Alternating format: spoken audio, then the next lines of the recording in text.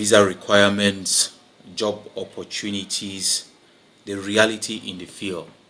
Defining the perspective of studying or working abroad is something very important that I really hold to heart because of experience, and I've seen that there are a lot of limited information that most international applicants are always disposed of when they plan to study abroad.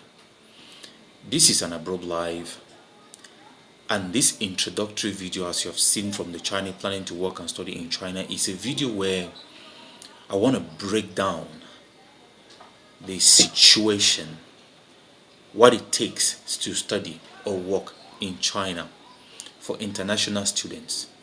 Be you from India, be you from Bangladesh, be you from wherever country, be you from South Africa for Africa, wherever you're coming from to work in China, you would want to stay and watch this video till the end. You can also share this video for other people to watch, because this is first-hand information from my experience, and I'm going to walk you through on what you have to expect. But just give me some few minutes. Let me try to check if my connections are good, because I'm streaming on different platforms, so I need to observe if everything is good, if that's okay with you.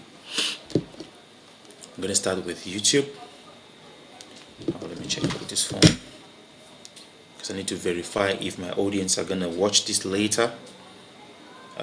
With my streaming platform, I have difficulties of programming my stream ahead. Sometimes when I program it, it doesn't work well. Alright, so it has appeared in YouTube, and I think it looks pretty decent. Let me click to see if the volume is fine. Alright, so it has appeared in YouTube, and I think it looks pretty decent. Yeah, it's fine in YouTube. And if it is fine in YouTube, then it means definitely the audio is also good in Facebook. On this video today, I want to talk about understanding the education system and work culture in China, the language proficiency requirements, visa and immigration procedures, cost of living and financial planning when you want to travel to China, cultural sensitivity and certain etiquette about life and the different shocks of civilizations, health and safety considerations, academic integrity and regulations, networking and professional opportunities, living arrangements and accommodation, and a kind of certain things that I would like to also talk about in this video that you really want to watch and learn if you want to study in China. And you have to stick around, because I have 11 scholarships in schools in Canada that I'd like to share to you on at the end of this video, so that, and these are, some are full funded scholarship with stipend, some are not full. Just stick around, watch this video to the end. Let me give you some insights on what you should be expecting when you want to study in China. I want to start by perspective. First of all, whether you want to work or you want to study abroad, you need to have a broad perspective. You need to have a broad perspective. You need to actually define why you want to study and work in the country you want to go to. What does it mean? If I want to study, I want to take study just for example. If I want to study, why do I want to go and study abroad? Do I just want to go grab a certificate and return to my home country to get a better opportunity to work in nice institutions in my country? Or do I want to take education, study, as a means, a stepping stone to the world of opportunities, where when I arrive in the country, I can finish my studies and I will be able to work there? These are two different objectives. So when you define your objective, it will orientate you on which country you want to study. Because not all countries will give you after study opportunities. In some countries, you may not even be able to do part-time when you are on a study role. And so I choose China today because this is the environment that I've lived in, and I've seen a lot of difficulties that international students face. Definitely not because the system is bad, but because they were not well informed on the educational structure and the working environment, or the relationship between work and the study in China before they went there. So they had a lot of difficulties to actually navigate around. Most of the African, I mean like 95% of African students actually go abroad not just to study but to grab opportunities after they finish their study. So guys, if you are interested in this topic, I'd like you to follow or like. If you're watching me on YouTube or whatever, which channel you like, or you turn on the notification, you share to other people to learn, to understand this piece of education I want to provide to you. My name is Don Franco, and you're welcome to DF Booking. We are a recruitment and study abroad agency, and we handle a host of activities from education, from opportunity, and from business, like booking of flights. If you see on the description of this video, you'll definitely see links where you can get into our website and book flights. They're cheap even compared to some big booking platforms that I don't want to mention to make the promotion on my video. You can try that and make the comparisons, and we have a heavy customer support that is going to be on standby for you. So now that out of the way, I'm talking about trying to study in China or work in China. What are the opportunities? I want to lay a big background and a big shout out to China and to Chinese people. Anyhow, the truth is, China is an amazing country. China is an amazing country. If you get into that country, you will be amazed, like amazed with. It's not about the bullshit you hear. Sorry to say that on social media. Oh, Chinese goods are fake. Blah blah blah. It is an amazing country. That I went there. Like I lived there for 5 years, and this is my take. Right? Is it an amazing country only for them or for foreigners put together? That is another topic that I'm not in a better place to talk about it. But what I wanted to know is that this country has so many opportunities like scholarships for international students and a lot. But do you define your objectives when you want to go and study in China? It's very important. What are the different working opportunities for you from abroad? Let's lay the perspective. This is a country of over billions of people. And then if you leave your country of 23 million or 50 million to go and work there, you have to know that it's going to be a tough environment with competition. So you got to think about it and be sure of what you want before you embark on the journey. Because time wasted is never regained. Right. Now let's talk on the first point. The first point is understand the education system and work culture, right? Education structure, Chinese university offer various programs, right? They offer undergraduate program, postgraduate program, um, doctorate degree, and they have a curriculum that is a little bit different from what you can experience abroad, but it's still the content is almost the same. And they also offer scholarships. There are so many schools in China that offer scholarships, and the scholarships are so many of them are free with stipend and some with accommodation for international students, most especially African students. So many African students have these opportunities actually to go and study. But don't forget, what is the objective of your study program? Why do you want to go to study in China? Don't forget that. Do you want to go study and get back home, or to remain? If you want to remain, you got to think well, because it's not going to be easy for you to get a job. That's the point. Now, the work culture, right? The work environment in China. First of all, I want to talk about the kind of jobs that are available for foreigners in China. When you look at Europe, when you look at Europe, one thing I want you to understand is that in Europe there are all kinds of jobs for immigrants. In Europe, there are all kinds of jobs for immigrants, like cleaning the people's houses, washing in the restaurants. Thank you for watching. I can see people bumping in the live. Wherever you're watching from, put a comment and say hi. Hello, I'm so happy to see you, and you can share my life for other people to watch, right? I was talking about the working environment in China. What kind of jobs are there available for you in China? First of all, the environment is very competitive, and Chinese people are very intelligent, very hardworking. So when you are going to work in China, you gotta think.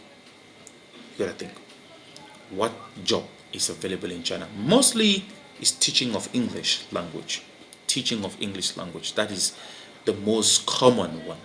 People go there, most of them, to teach English language. That's the most common job that you would find in China, teaching of English language.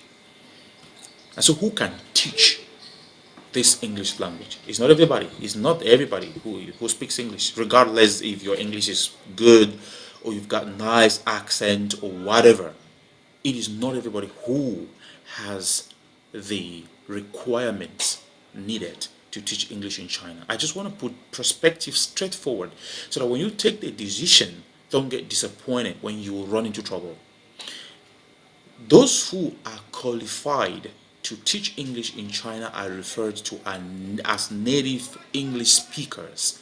People who are from the US, Canada, Australia, and which country again? South Africa. Some few countries are added to that according to government policy in this country. And so when you are not from these countries, then you are not qualified to teach English in China. You're not qualified to teach English in China. That's it. Now, it doesn't mean that other people who are not from native speaking countries cannot, but you are not qualified. That's what I want you to know. You're not qualified to teach English in China. But then, you can teach maybe a subject like history, like chemistry, like biology, like geography, like humanities, like computer science. If you can in English, you have the opportunity to teach. Another one is some people might have like some subjects like drama, because I was like a drama teacher, like to teach drama in school, right? But I had the legal documents, so the government accepts that, so you can teach, right?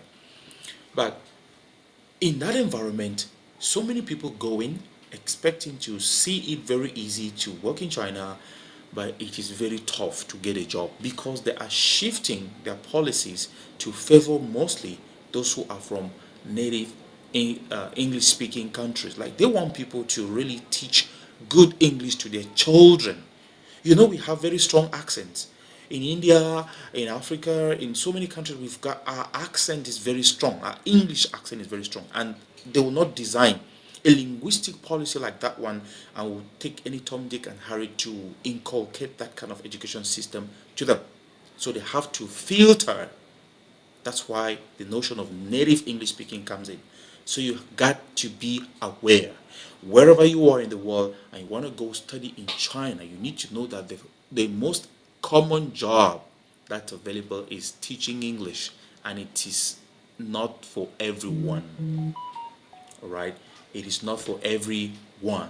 So you got to take this aspect very importantly. Does it mean people cannot survive? No, they can, but it is tough. Some people go try to do that in hiding, and there's a lot of hysteria around there, right? So you got to take this into consideration before you make the decision to actually travel. This is very important. Now, another thing that I want to talk about is, besides teaching or working,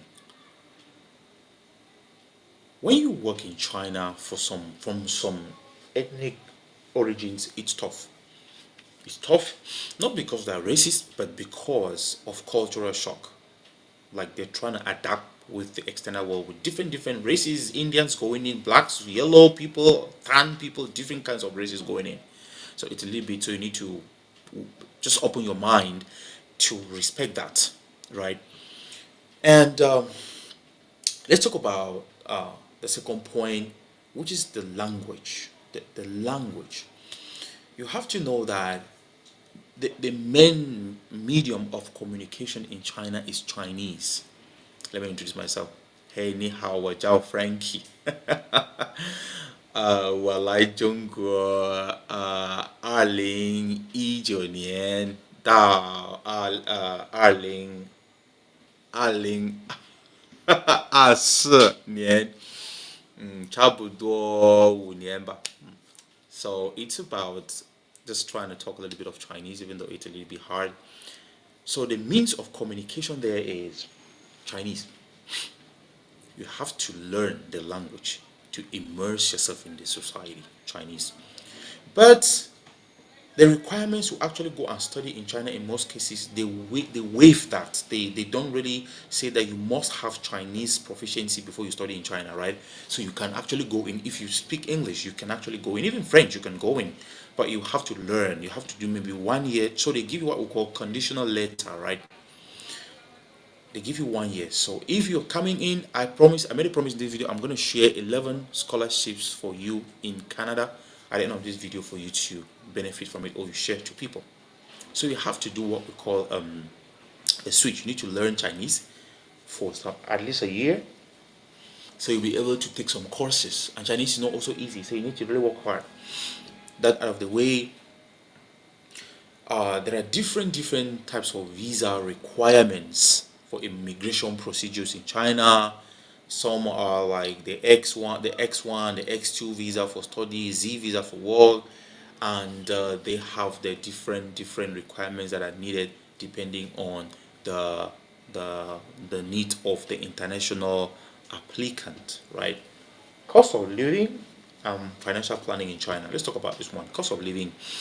For me, my personal point of view is life in China is pretty basic. It's not that difficult because this this government has done something very amazing.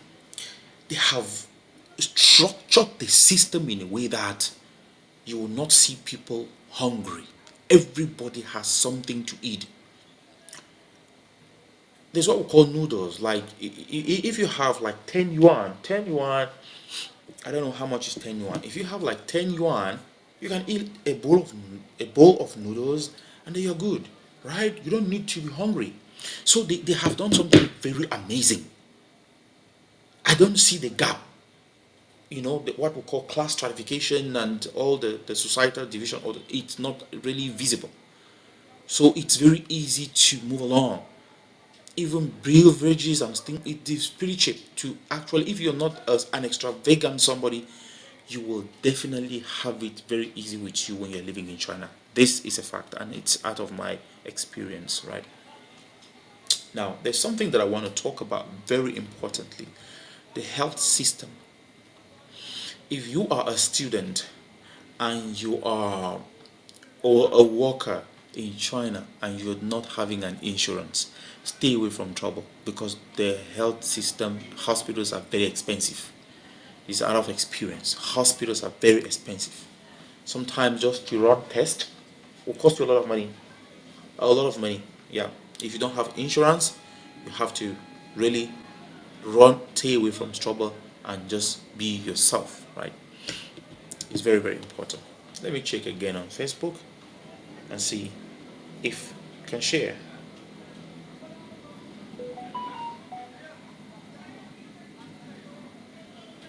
Just give me a second, right? And if you have if you're watching, I can see somebody's watching, just put a comment. Just put a comment. Your comment is gonna appear here. Just put a comment. Your comment is gonna appear here like mine. You can see my comment has just appeared from DF Booking. That's my comment. All right. So just put a comment and tell me where you're watching from. Do you plan to study in China? Have you been to China? Whatever. Just say hi. Let me see where you're watching from. Meanwhile, I want to verify if the live is going. Now from DF Booking is going, and it's decent. It looks clean. I like it. I want to share to groups. want to share to groups. So guys, just give me a second. Let me just share to groups. I want to share my live to groups for people to watch it. For people to watch it.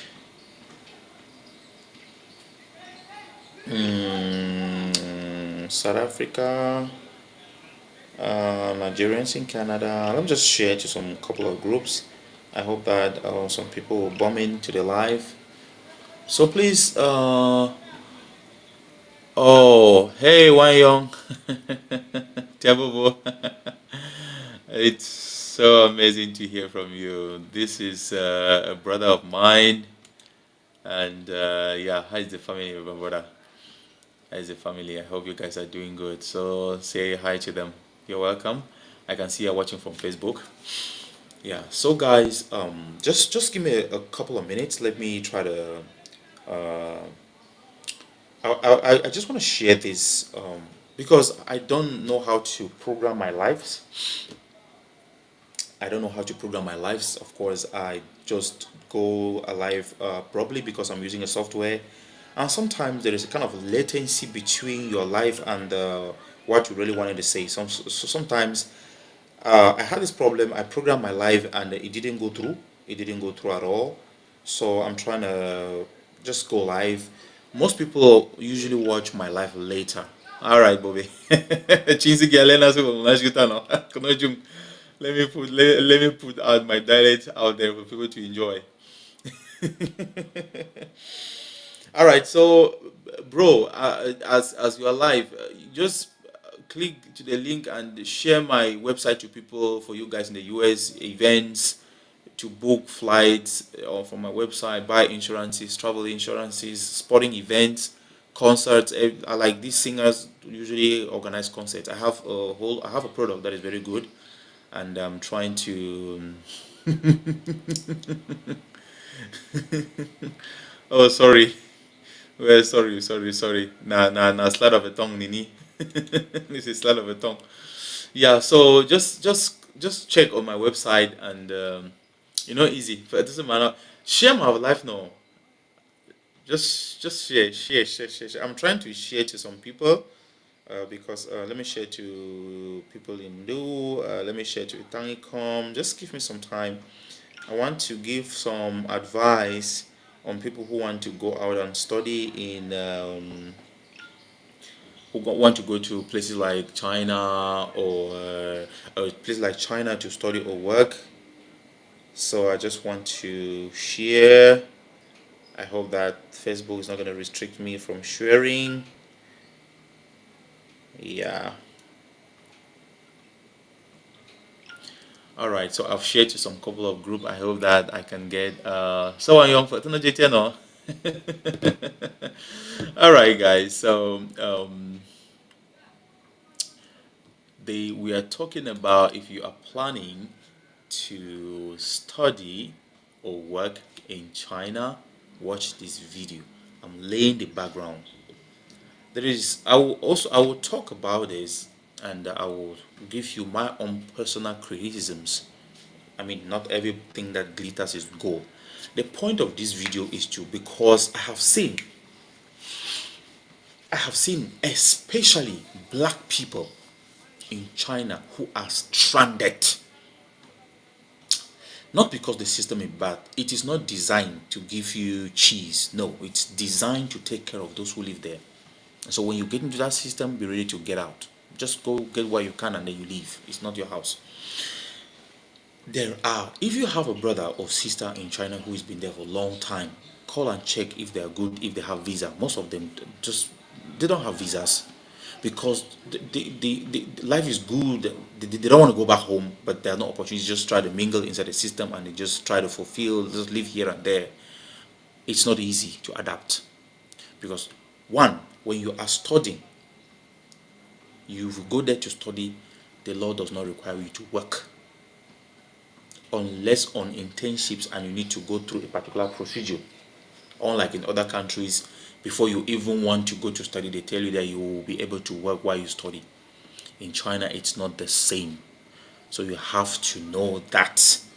So when you want, if you have Who can study in China? I think people who would like to study in China are children of rich people who are going to go back home after they finish their studies. That's what I think. I don't know. That's what I think. Yeah, I think that people who, why young, if you want to join me live, just you are watching from Facebook. Let me inbox you on Facebook. If you want to join me live, let me inbox you. You can inbox me at WhatsApp.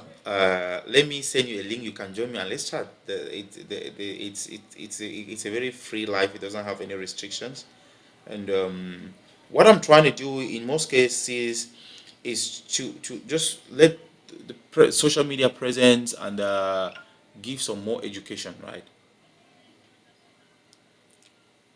Okay, and let me see that.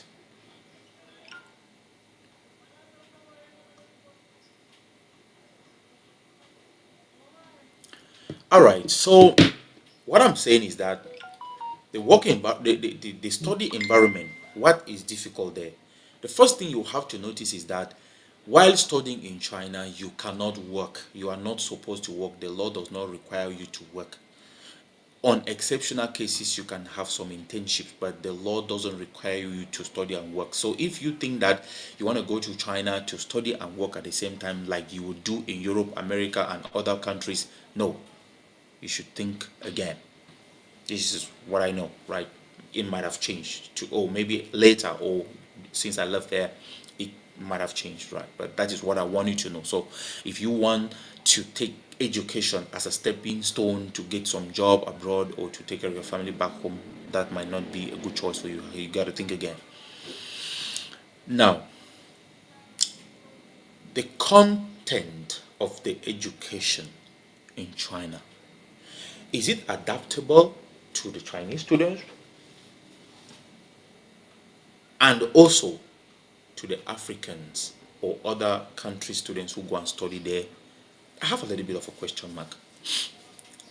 I know students who will tell you I have a degree in nursing in China, but they cannot take a drip, they cannot take poop an injection because they are limited experience. Like you don't really do the practicals, right? It's more of theory. So you also want to think of the kind of thing you want to study there as well. This is very just a basic advice that I want to give you. Want to think. So the system is not designed so much to favor the international student. It's to favor the Chinese. So when you go there, you need to be strong and you need to work extra hard before you can get what.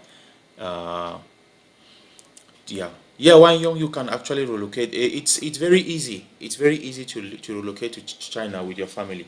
So far as you have if you have a visa, if you have a visa I don't know much about student visa, but I think if you have the Z visa, that's what I had. If you have the Z visa, you can relocate with your family, children. I mean, when you go to the Chinese embassy, that's the most easiest visa. You have the family, the F2, the F visa. I think I don't know what's called it. The F, I've forgotten. You get that one. You get that one. So they will definitely give you. So Wan Young is asking. Let me show her. Let me show her comment. So is it possible to relocate to China with your family? The answer is yes, if you have the right visa, right? I don't know about the I don't know about the student visa. I've not really asked, or I didn't ask somebody if they were able to invite people to China with a student visa. I don't know if it's possible or not. Maybe somebody who is from China can put a comment and tell us even after the video finishes or if they join us later. But what I know is that when you have the Z visa, which is a working visa, you'll be able to invite your family. You'll be able to invite your family uh, along to come and live and work with you in China, right? Are you planning to go to China?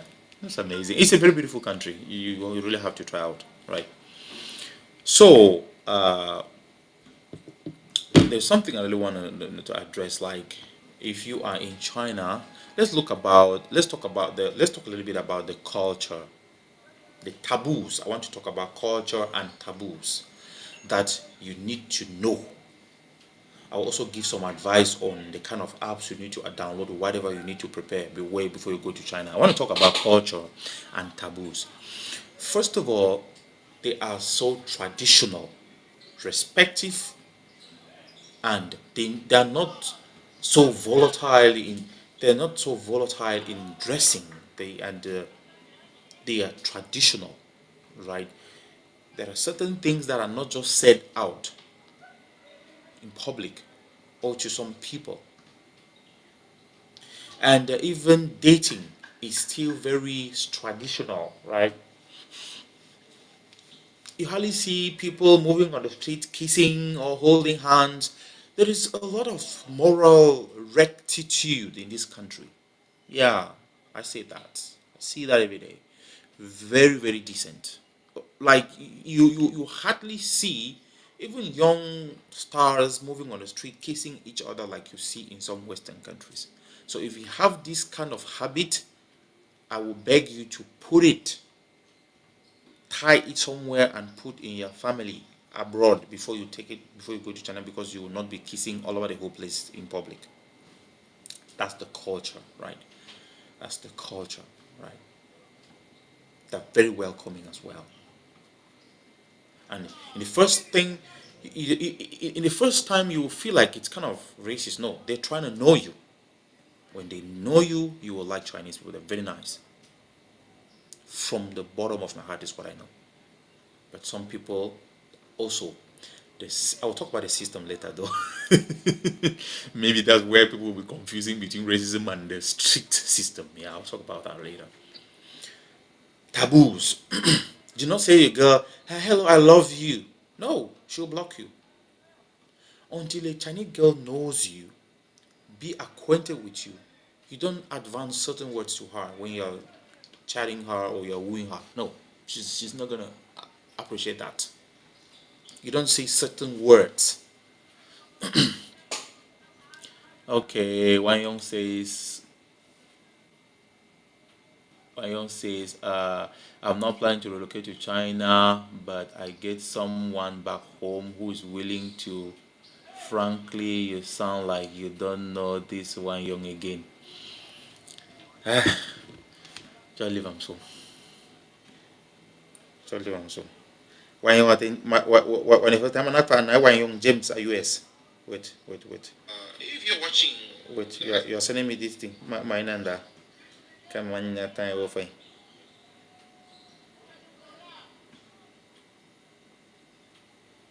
Come on, time over. Be way. Hey, Wanyong. Why, no, you don't change your name. Put Wanyong. You see? Okay. Confirm. Otherwise, yeah. Okay. So yeah. You said I'm not planning to relocate to China. Yeah, I'm not. Okay. So you don't know. All right. So you have someone who wants to go to. Of course, you know these things now. The person needs to have the Z visa, not the student visa. The person needs to have the Z visa. The Z. I'm not sure. I don't know if somebody went to. I don't know if somebody have already been able to invite somebody to China using the S the student visa. I'm not sure. They need the Z visa, right? Okay, so all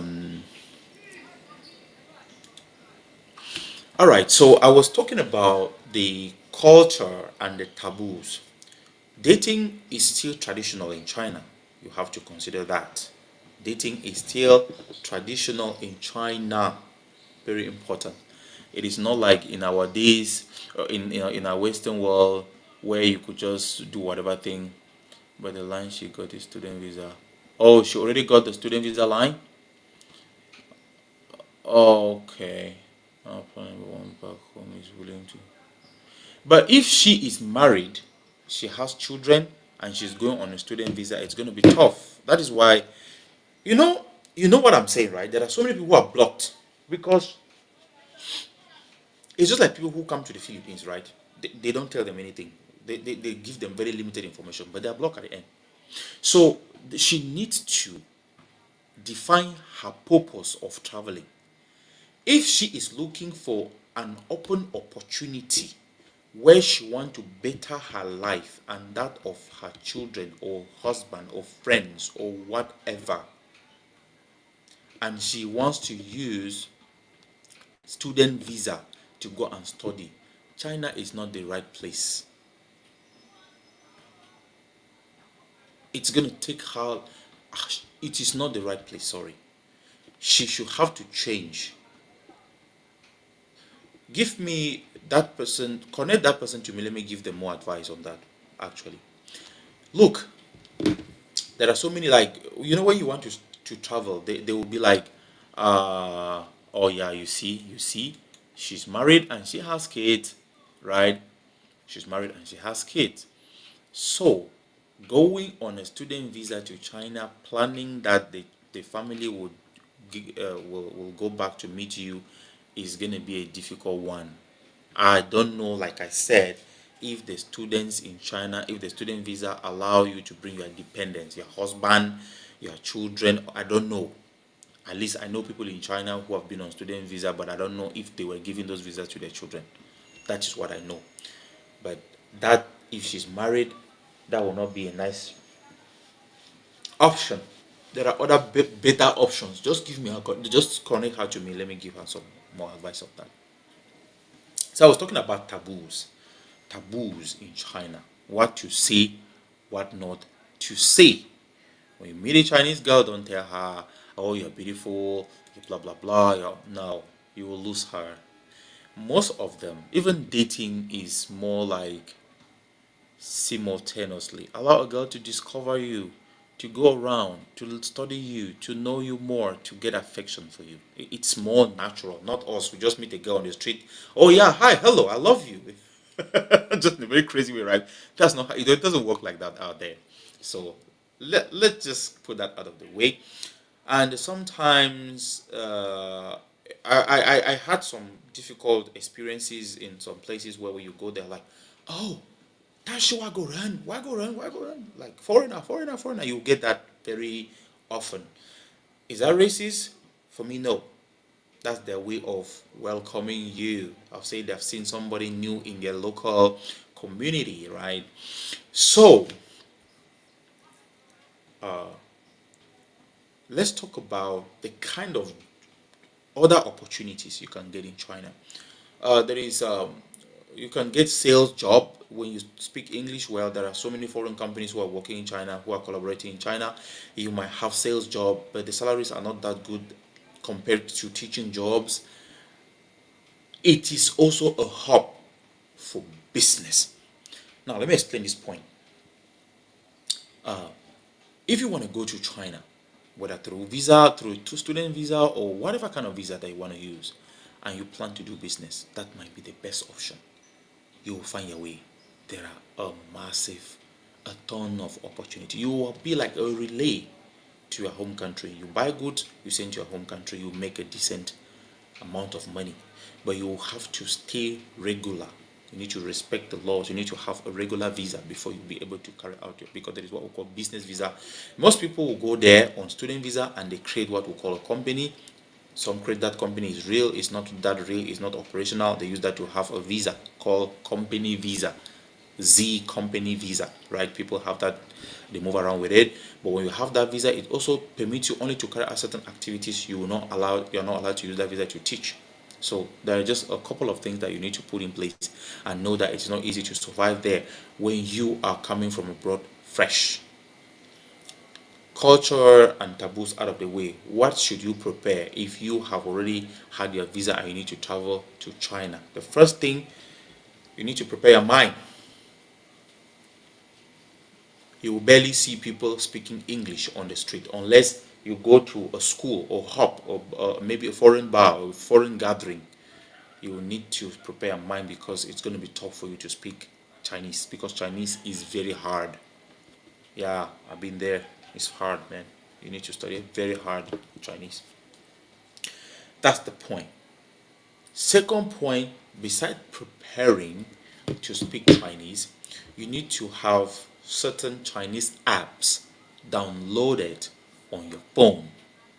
We have a certain app called WeChat. WeChat is the app that they use to buy goods, to communicate with people. It is very important in China, WeChat.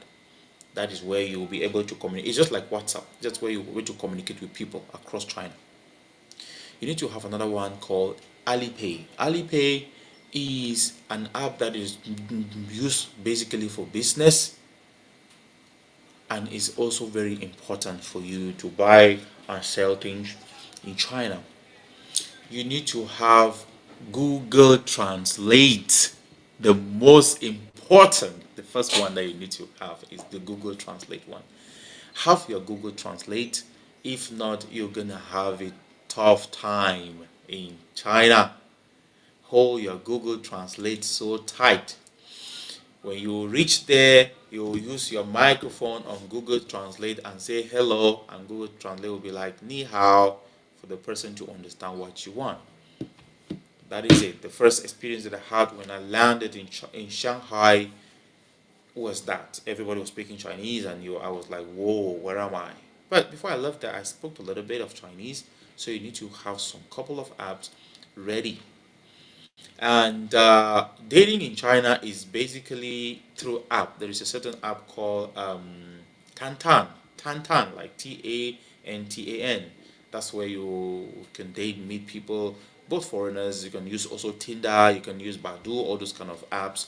You want to when you want to meet people in China, because it's not very easy to meet somebody like physically. It is so, like, there are so many people and everybody is busy. Another point that I wanted to talk about is the work ethics. All right, okay. Why ayong na? Ayong na link the person. Let's talk and see if I can help them or not. Another thing that I wanted to talk about is the work ethics. Work ethics in China. See, it is not the kind of laxity that we have out there. They work very hard. Yeah, very hard. They really work. It's not the usual normal hours that we work, we complain here and there. They work. When you see the results of hard work out there, you'll be like, yeah, these people deserve it. They work very hard. Yeah, they go 8 hours, sometimes they go above 8 hours, and they work very hard. If you are a lazy person, you shouldn't consider going to China, because it's not going to be an easy one for you. So you need to think about it and decide which one you want to do first. Work in China is real. Yeah, I don't want to emphasize on this point, but that is what it is, right? And so, guys, on this video, I'm trying to lay a background of what you should expect if you want to study or work in China. Yeah, some people ask me, is there racism? Racism is everywhere, right? Racism is everywhere. Okay? There's racism in your home country against you. There's racism in your own family, but you call it different names, right? Yeah, in some families, when you're poor, nobody gives a damn about you. Nobody want to care what you eat, what you do, wherever. If they have a meeting, even if you're the eldest son, sometimes they'll ask you to go and wash dishes, right? That's a kind of racism, but it's called with a different word, right? There's racism everywhere in the world, and China is not an exception. But you just need to navigate yourself and know why you went there and just make things right for you, right? But it's not easy, especially when you're black. Take note. Black in Chinese, when you're from Africa, they call Africa Feido. Feido. I was curious to know what's the meaning of Feido. Feido in Chinese means good for nothing. In Chinese, Feido, when you say Feido run, it means you are a black, you're coming from a good for nothing. Like you, I don't know if I want to equate it as good or nothing or whatever, but that's what it means. So by linguistic extrapolation, the meaning of Africa in Chinese language is not a good one. It's not a good one. And so by extension, you need to work as a black man extra hard in your school, in your work environment, to prove that you are not worthless. This is the point. I've seen situations where white, lazy, drunk Caucasians, they teach in the same schools with black people, but you as a black, you need to work extra hard before you validate. But they, even if they get drunk and they go in, they are not bothered because they are like the point of marketing in that environment. That's just normal. It's fine. But I want to say that that's something that is weird. I hope they can change that linguistic meaning of fado, fado run, like good for nothing, like bad. And when a kid, even when you're teaching your own student, they say, "Oh, Nisi fado run, fado run." When they say that, how are you going to prove to that kid that you're not worthless? How? He knows the meaning of that word. It means you're nothing. And so you gotta work hard to prove yourself, to validate. That's what reality is.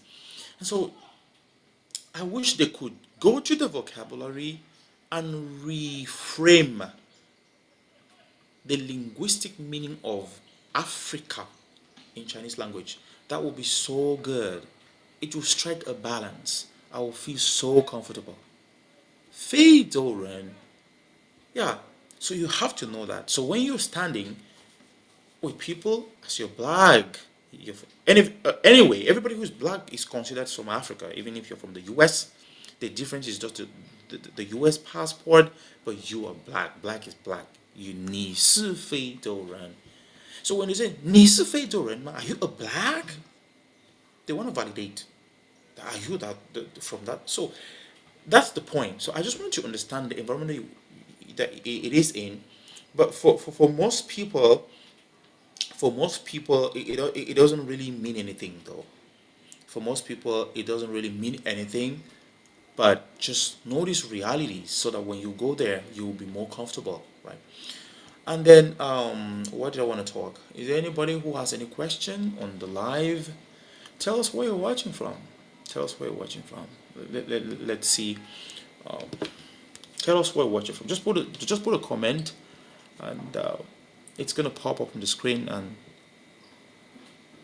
yeah, tell us where you are watching from. It's very important, right? I'm talking some things that are very important. Um, I've seen people who have lived in China for over 20 years and they went home nothing because they did not have good orientation when they were traveling. They didn't know what they wanted. Because most people who go abroad, they have plans. Oh, mom, I'm going to come back in 3 years' time. I want to build a nice house for you. You give promises to your wives. You give promises to your children. You give promises to yourself. You imagine a kind of a mansion you want to build when you go abroad. But out of these promises, there is something that is lacking information, and that is what I'm providing.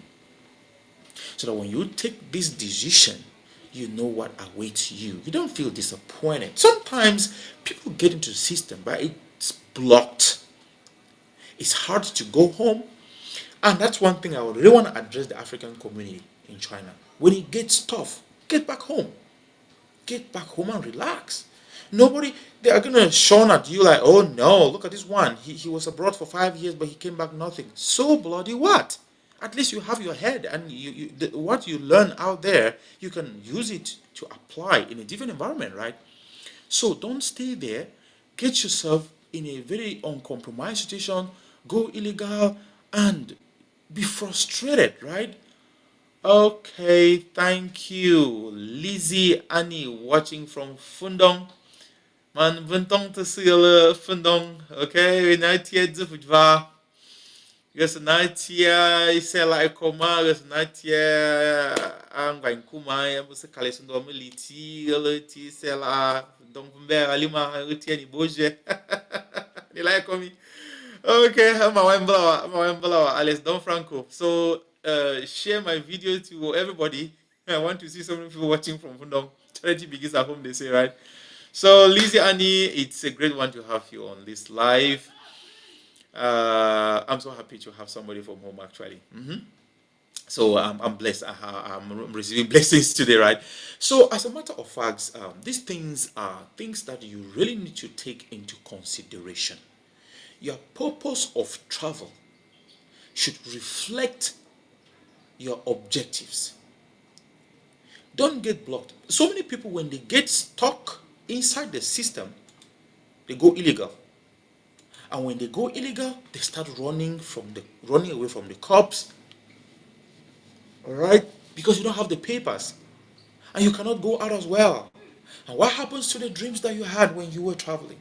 What happens to the promises that you gave a lot of people when you were traveling? It gets drained. So my advice to everybody who is watching me or who is going to watch me from China, and if you are from Africa, from home, from wherever you're coming from, please, if it gets stuck, go back home and then prepare and go to other countries. There are more venues that will offer you more opportunities, right? This is very important. Don't go illegal. That thing is not good. I thank God for one thing. I went there and I left there legally. In fact, I still have my valid Chinese visa with me. So I feel so blessed and I thank God for that. It's not easy. There are so many guys in different universities, they don't have the paper. You don't have to risk that life. So I'm giving this information for those who are out there. When you are going in, know what you want. Get yourself ready, prepare very well, and you don't run yourself into trouble. I promised that I was going to read 11 scholarships, 11 scholarships from universities in Canada for international students, and so that you can apply by yourself. And before I dive into that, permit me to reintroduce my company for you. All right. Namanda kuno jungo. Chisi ma mentu ko ting ting ting ting ting. Mentu tapaka. All right. It's so great to speak your dialect on your live shows. It's a blessing. All right. Okay. So guys, before I dive into the 11 universities in Canada that offer scholarships for 2024-2025 academic year, I want to lay a background of my business.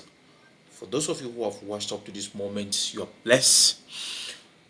Deal Booking is a recruitment and a study abroad agency alongside some sales of flights, hotels, insurance, travel and health insurances abroad, and booking of events like sporting events. So maybe Dortmund, maybe Real Madrid want to play Barcelona, and you are in Europe and you want to book, you want to watch a match, you can buy tickets. We sell that on our platform. If you go to dfbooking.com, you're going to find all these resources. And so we are building up a system where we're going to offer the best experience for international job searchers, where they will just upload their CV in our system, and if there is any job that aligns with their CV, they just send them a notification and we'll start the process. It's still on the line, it's hard work, but we are going to reach there. So anybody who is watching or who's going to watch later, please click on your phone and share to at least 10 groups. Let's do it.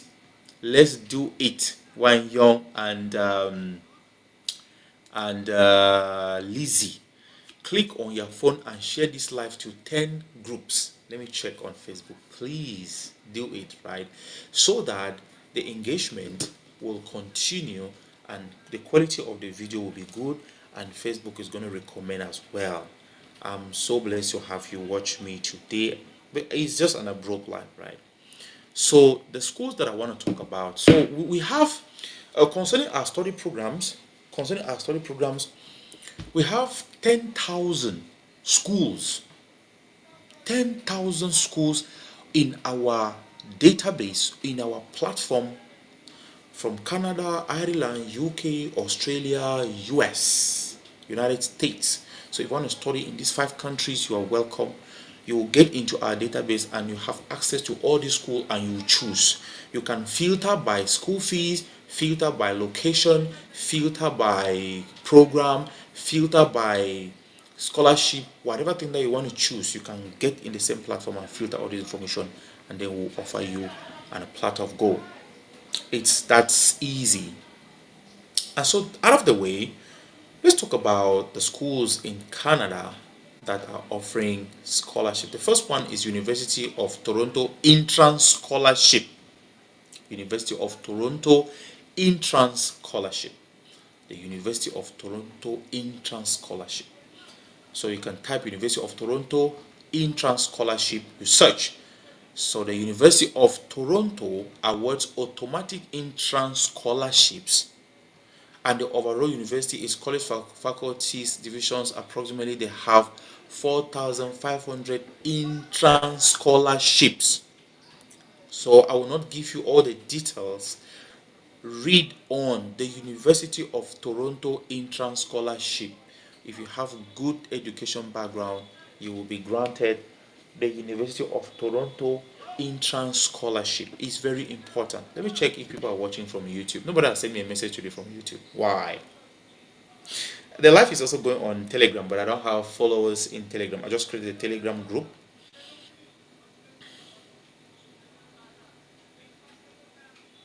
Let me see if there is somebody watching from YouTube. All right. Okay, so guys, so that was the first scholarship. The second one is York University Entrance Scholarship. York, like YORK, University Entrance Scholarship. These scholarships are in Canada, don't forget. The York University Entrance Scholarship. It's so hot out here, that's why you see me uh, picking my nose, okay? York University has a lot of options to offer in terms of scholarship for future students. I will explain these scholarships for you, right?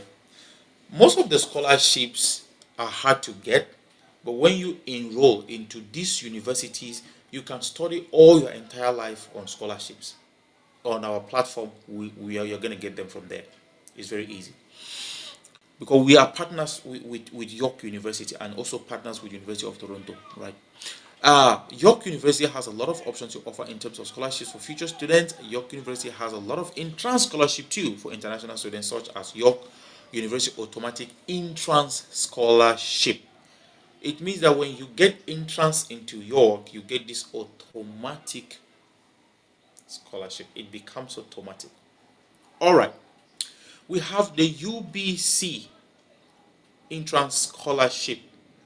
As soon as you receive an offer of admission to UBC, you will automatically be considered for these merit-based awards. Consideration is based on your demonstrated academic achievement and your extracurricular involvement in UBC entrance scholarship. Okay. University of Waterloo entrance scholarship. Each year, the University of Waterloo offers numerous entrance scholarship and awards to outstanding students. You will automatically be considered for the majority of scholarships when you apply for University of Waterloo. The fifth one, the University of Alberta entrance scholarship. Let me check if you shared the videos on Facebook.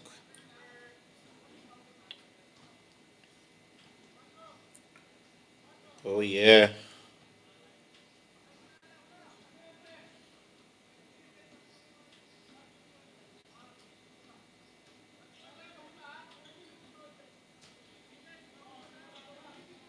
All right. So, University of Alberta entrance scholarship. The University of Alberta entrance scholarship should be your preferred choice because it has sorry, because it has a lot of offer. So University of Alberta, take note, we are also partners with University of Alberta. If you see on the description of this video, if you see on the description of this video, um Wan Young is asking if are there any restrictions for these scholarships. Of course, any scholarship has its own, not restrictions, requirements. Any scholarship has its own requirements because scholarships are given for certain academic purposes, right? So every scholarship has its own requirements. So um, The requirements might be that they have like the age requirement. They have like the age requirement. They also have like the discipline, the requirement. What do you want to study? The scholarship might just be for students who are studying chemistry. It might just be for students who are studying physics. It might just be for students who are studying technology. So every scholarship has its requirements. They will also look at your results, your performance on your previous high school, your grade 12. Yeah. Okay. You're asking, like, for example, country restrictions. In most cases, I'm not sure if they have country restrictions, but most scholarships are offered to international students. But country restrictions, like recently, Russia has been a target. Most of the Russians are not having international opportunities, so they might have restrictions. Yeah, you're right. You're right. You're right. I made yeah. So yeah, restrictions. You are right. You're right. They might have countries. Some countries might not be eligible. Yes. Nigeria also have this kind of problem where some kind of things like that are they're excluded because maybe there are so many and and Indians too. Even Indians recently, there's been a kind of a drop on the situation of Indian students to Canada, actually, right? Yeah, you're right. They have some restrictions due to policy in the country. So I was talking about the fifth point, which is the University of Alberta Entrance Scholarship. And I said that you should take note for anybody who want to check out for a scholarship in Canada. This is very important. But most of these scholarships, you will not get it just from applying to the scholarship. You need to first of all gain admission into this school. So apply as a student, gain admission as a student, and then we will help you to apply for the scholarship. So we have the University of Alberta Entrance Scholarship, and the University of Alberta should be your preferred choice. It has a lot to offer, and you could be starting with scholarships you don't even have to apply for. If you're eligible for an admission-based scholarship, the university staff will contact you directly. How good and beautiful does that sound? You're welcome to our study programs. So today is a nice day. It's a nice Sunday for everybody who's watching.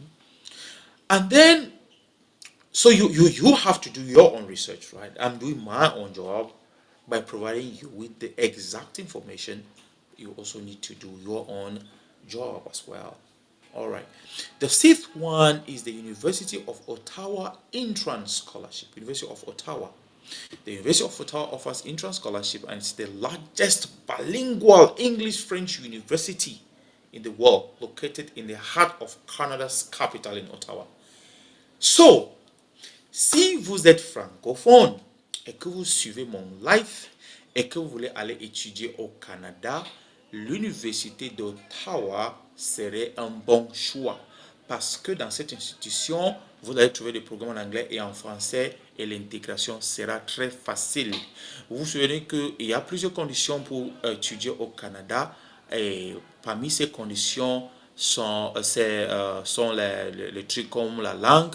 Il faut maîtriser la langue anglaise ou la langue française. Il faut être originaire d'un pays qui cause anglais ou français. Ça veut donc dire que si vous voulez aller donc étudier à Ottawa, vous aurez plus d'opportunités de vous en sortir à l'Université d'Ottawa, puisque là, il est bien précisé que c'est l'institution le plus vaste en matière d'études bilingues français-anglais dans le monde. All right, so if you want to study in a bilingual university, maybe you're coming from a French or English school, you have to check out the University of Ottawa. We are partners with the University of Ottawa. How does that sound? All right. Another one is the seventh university, McMaster University Entrance. I'm not sure if I have the partnership with this school. I'll check later, actually. At McMaster University, Mac like MC, join, master, McMaster, MC master, right? At McMaster University, there are two types of entrance scholarships: automatic awards and awards by application. So some are automatic when you get the entrance, when you get the offer letter to this school, just get the automatic award, and the others are by application. So you have to manually apply before you are being rewarded this one, right? The McMaster University Award of Excellence, $3,000. Marjorie Anderson Financial Award for Indigenous Students, $80,000. I think this one is for Canadian students. Provost Entrance Scholarship for International Students, 7,500 Canadian dollars. Imagine, you will just pay our school fees. Like, yeah. The Wu Family International Entrance Scholarships, $3,000. The McMaster Chinese Alumni Peter George International Entrance Scholarships, $3,000. The Access Award Scholarship, $25,000 per year. The McMaster Brighter World Entrance Award for Black students. So if you're black, oh yeah, $2,500. The Faculty of Humanities Entrance Award, $1,200 to $5,000. The Lauren Award, 100,000 over 4 years. So if you win the Lauren Award, the Lauren like LORN award in this McMaster Entrance Scholarship, you will be awarded the total of 100,000 Canadian dollars for 4 years. So each year will be $25,000. That is so amazing. We have the Schulich Leader Scholarship, 80,000 to 100,000 over 4 years of your life as an international student in this institution in Canada. Ladies and gentlemen, if you like what you are seeing or reading, please put up a comment. Put a comment. Shout out. And I mean, like, put a comment. I want to read your comments. What do you think? These things are real. People don't have information. We are there to provide you the information you need. Just like I laid a background on working and studying in China, just one person who's going to watch this video will have some basic information before they want to go abroad there. And that's what we're here for. Provide information in a very simplest, breakable manner the way we can. The atomicity of the information is what counts. The details. Read in between the lines. Yeah, that's what counts. Very important. And then we have on the 8th university, the University of Calgary Entrance Scholarship. University of Calgary Entrance Scholarship. The University of Calgary offers hundreds of scholarships to local and foreign students. You got to search through the database of undergrad award and scholarships. So when you go to search for University of Calgary, you search the undergraduate award. So you will definitely have scholarships to study there at the University of Calgary. Western University Entrance Scholarship. Western University, that's the 9th scholarship that I'm reading now. I promise you I was going to give 11. This is the 9th, right?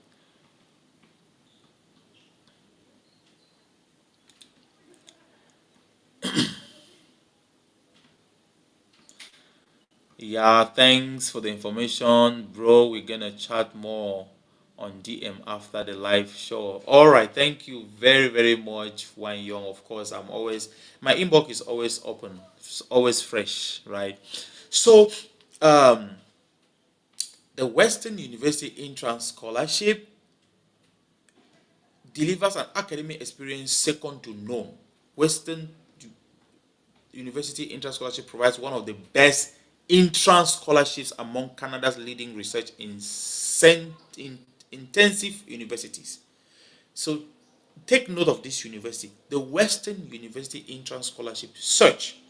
They deliver the best program, the best scholarships for international students. Search that, bookmark it, and then you can use it next time when you want to. The 10th one is McGill University Entrance Scholarship. McGill is like MC. It's like McGill. McGill Entrance University Scholarship. and Students Aid Office offer merit-based entrance scholarships. Merit, so you need to merit that. You need to be smart. You need to be intelligent. To first-time university students entering a full-time undergrad degree program. Oh, amazing! This means that when you're just getting into this school and you have a very good grade 12, like advanced level, you have very good grade 12 results, you will just be given a scholarship. Like, whoa, have this, enjoy yourself here, you're welcome.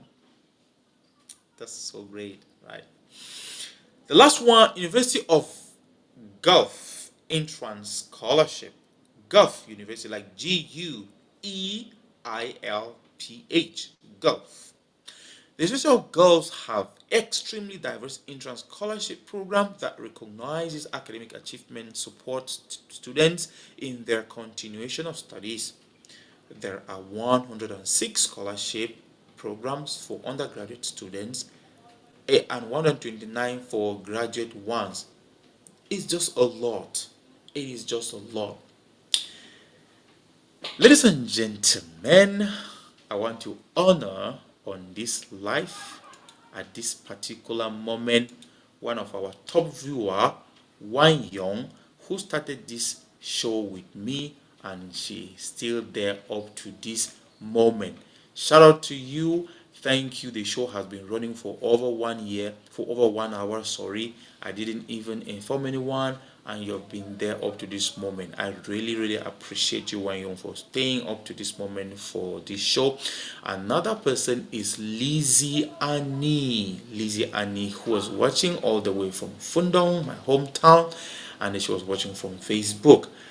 Shout out to you. Thank you. I hope you did share the videos, share the news, talk to your people, everybody you know around town who want somebody to help them to study.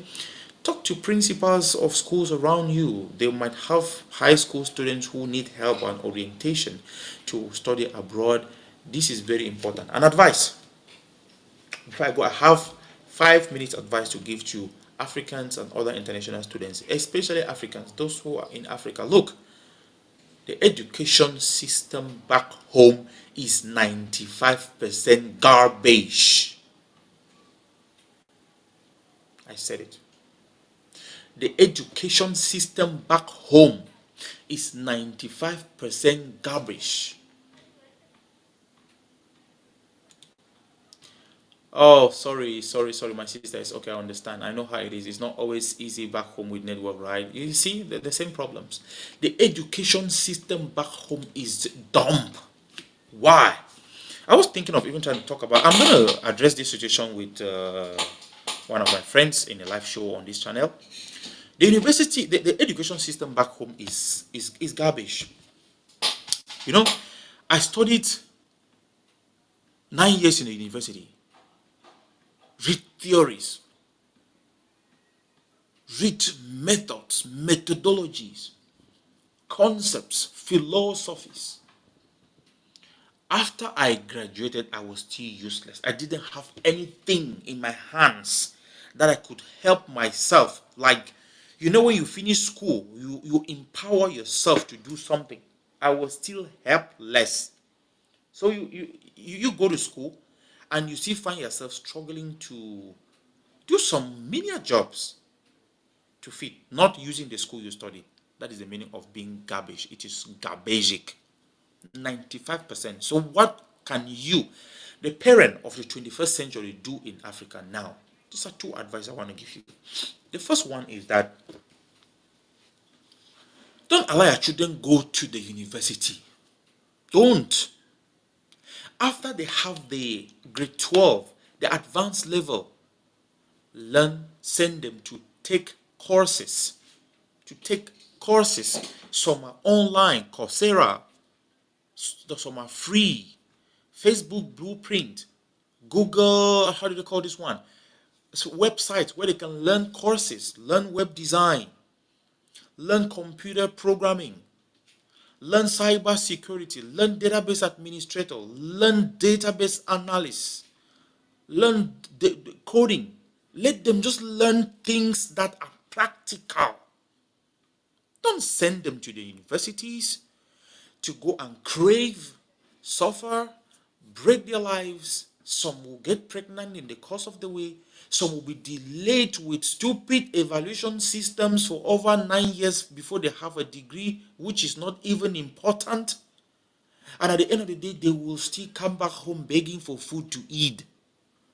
So this first solution is, after you have your grade 12, don't go to the university. Let the government do what they want to do with the university. They're using those universities to dump youths. It's not actually to. It's a way to let them go there and just stay there as they want. And then when they get old, they can go back to their villages and then be eating their fingers. Don't send your child to the university. Send them to learn technical programs, skills, courses, carpentry, farming. Let them do something real. Let them be able, after 3 years, be a solution to the society, not a liability. I was a liability to my society after 9 years of university studies. Can you imagine? 3 years of nursery school, plus 7 years in the primary school, because we did 7 years, that's 10 years, plus 9 years. That's 19 years of your life that you wasted in garbage. So learn this and you'll be good. To have online courses is not hard. Some are free. Just go to search online courses, online courses, free online courses. You see so many websites who are proposing that you can learn this course. Go and choose one. Study it very well. They have tools. They have hand-on practicals that you can do and be very good. Build a CV, put it out there, you get a job, you fit yourself, you can do a lot. And the world is very open now with technology, with social media. The world is open like a global village. So you don't even have the need to travel to some other people's country to be suffering before you work. You can just work online and then you make a decent amount of money. That's the first solution. The second solution is, if you still want to remain bureaucratic, study abroad. The education system abroad is well structured. It is adaptable. It is mutational. It changes. It is adapting to new trends. Do you know that the education policies in the education harmonization policies of 1998 in Cameroon is still colonial? Still colonial. 1998 education harmonization policy in Cameroon is bullshit. It's still colonial. I'm saying that. There's a live show. It is still colonial. What? You go and do what do you mean by competence-based approach? With universities that do not have toilets, with universities that do not have simple projectors for students to experience normal learning. Well, how much does it cost to buy a university and put a projector and put in a classroom that's going to stay for 30 years? It is colonial. They are talking of artificial intelligence now. Is there artificial intelligence in the curriculum in Cameroon? In Nigeria? In Ghana? In South Africa?